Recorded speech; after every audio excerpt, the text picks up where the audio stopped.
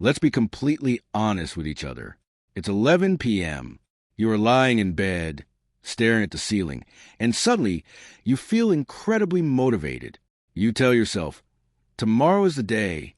I'm waking up at 6 a.m. I'm going to hit the gym, work on that side project, and finally clean my room. No excuses. You feel like an absolute superhero. You fall asleep, incredibly proud of yourself. Then 6 a.m. arrives. Your alarm goes off, and instantly, that highly motivated, goal-oriented superhero is completely gone.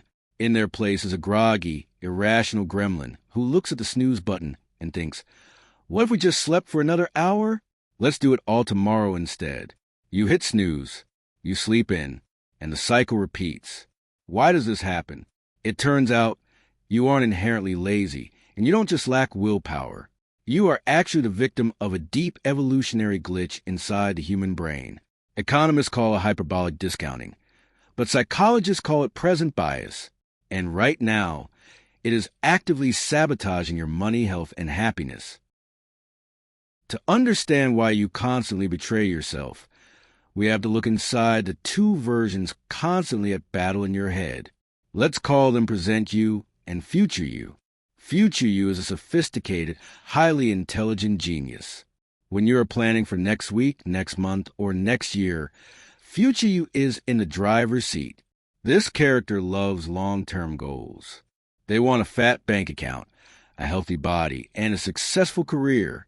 They make flawless, logical choices because they don't have to suffer the consequences in the immediate moment. It costs future you an absolutely nothing to decide that you should eat broccoli next Tuesday. But then, next Tuesday actually arrives. And the moment the clock strikes, future you completely evaporates. Suddenly, present you slams into the driver's seat. Present you is a literal caveman. It doesn't care about your retirement fund. It doesn't care about your exam next week. And it definitely doesn't care about a healthy body clearly. Present you only cares about one thing, dopamine. So when a plate of donuts or a video game console is put in front of you, future you says, avoid the distraction.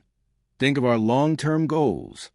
But present you screams, sugar, entertainment.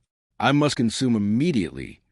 And because present you is the one actually holding the controller, present you wins almost every single time.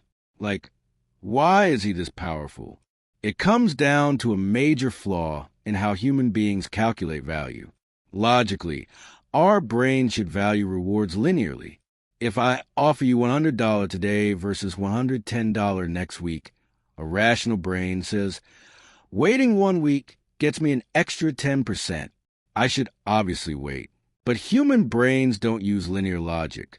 We use a curved, incredibly steep scale called a hyperbolic curve. Essentially, your brain places an exaggerated amount of value on anything that happens right now. But if pushed to the future, your brain steeply slashes its value to almost zero.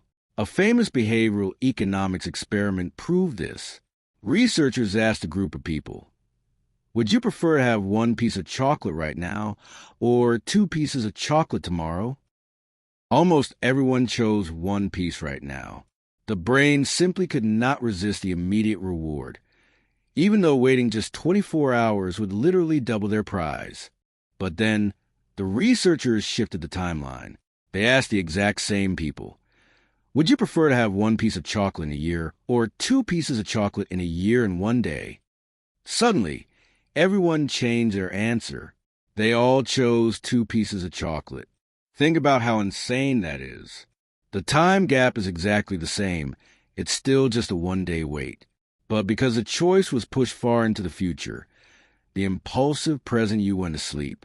Future you took over the math, looked at it logically, and said, 2 is obviously better than 1.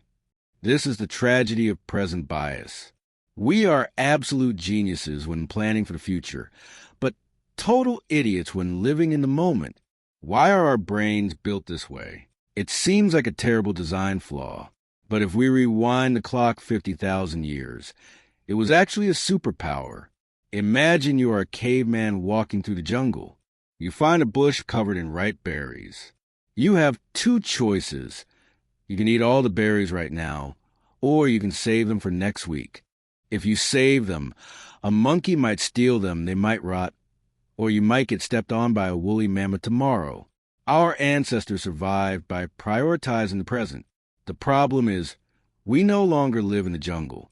We live in a world where we have to plan for things like 30-year mortgages, 40-year careers, and decades of physical health. We are running modern civilization on 50,000-year-old caveman software.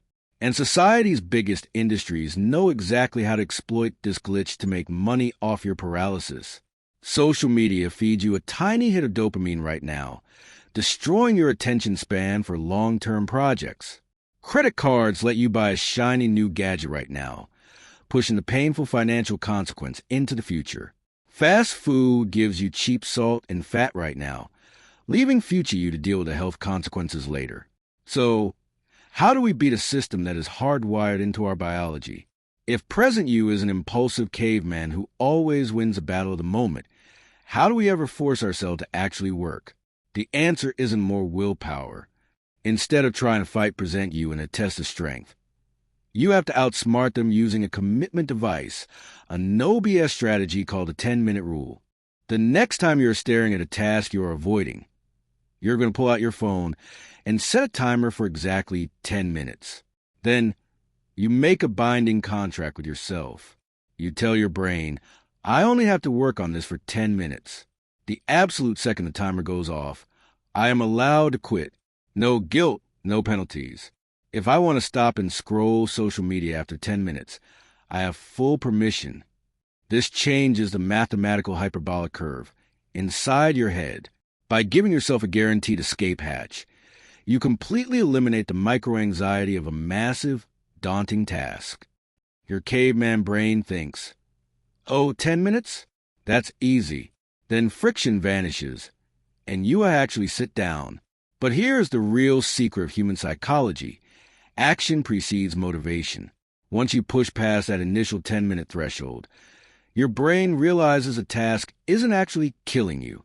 You've already opened the laptop, written a few terrible sentences, or put on your gym shoes. Momentum takes over. Data shows that roughly 80% of the time, once people finish those first 10 minutes, they choose to keep going. They don't want to quit because the hardest part, the launch, is already behind them. Stop expecting present you to be a hero. They aren't. They are a caveman chasing a donut. The most productive people on Earth aren't fighting their lazy instincts with ironclad willpower. Willpower is a battery that drains the second you get tired or stressed. Highly effective people simply know how to trick the system. Historically, this is known as a Ulysses Pact, named after the ancient Greek captain who literally tied himself to the mast of his ship so he couldn't steer his crew into dangerous rocks when tempted by the siren song, since those would drive anyone insane. He used his rational future self to physically lock his irrational present self into a cage.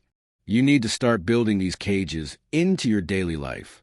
If you struggle with doom scrolling in the morning, lock your phone in a timed safe before you go to sleep or locker. If you want to save money, set up an automatic transfer that moves 10% of your paycheck into an investment account the exact second you get paid, before your eyes even see it. And if you are delaying a project right now, use the 10-minute rule to lower the barrier to entry to 0. Now, close this tab, set your timer for 10 minutes, and go trick your brain into working.